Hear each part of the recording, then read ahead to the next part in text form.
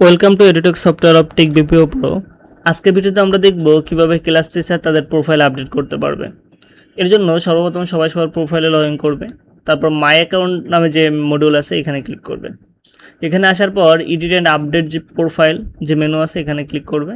এখানে ক্লিক করার পর যে টিচার আছে তার ইনফরমেশন দেখাবে। প্রথমে হচ্ছে যে আমরা আইডি দেখবো যে আইডি আছে কিনা, এরপর মোবাইল নাম্বার এবং হচ্ছে ইমেল অ্যাড্রেস। এরপর হচ্ছে যে আমরা চাইলে এখান থেকে একটা পিকচার আপলোড করতে পারবো, একটা ফর্মাল পিকচার বা পাসপোর্ট সাইজের পিকচার এখানে আপলোড করতে পারবে। এখান থেকে যে কোনো একটা ইমেজ সিলেক্ট করে ওপেনে দিলে ইমেজ আপডেট হয়ে যাবে। এরপর আমরা যে জিনিসটা করব সেটা হচ্ছে যে আমাদের এখানে অ্যাড্রেস ইনফো আছে, এটা আমাদের দরকার নাই। এরপর অফিসিয়াল ইনফোতে প্রথমে আমরা যে জিনিসটা দেখব সেটা হচ্ছে জয়েনিং ডেট, যে আমাদের জয়েনিং ডেট ঠিক আছে কিনা। যদি ঠিক না থাকে তাহলে এটা ঠিক করে দেবেন। এরপর আছে সিলেক্ট ডিপার্টমেন্ট, যে টিচারটা কোন ডিপার্টমেন্টের, এখান থেকে একটা ডিপার্টমেন্ট সিলেক্ট করে দিলাম। এখান থেকে ধরেন আমি বাংলা সিলেক্ট করে দিলাম।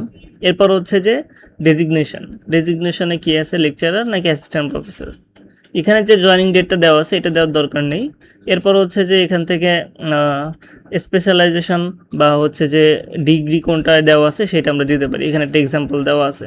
আর এখান থেকে ধরেন আমি এখান থেকে অ্যাসিস্ট্যান্ট প্রফেসর সিলেক্ট করলাম। এরপর আপনারা চাইলে এখানে সিগনেচার অ্যাড করতে পারেন, তবে এটা ম্যান্ডেটরি না। এরপর সেভ অ্যান্ড সাবমিট দেবেন।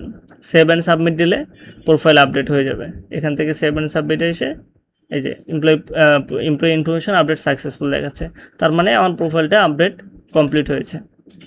ধন্যবাদ সবাইকে।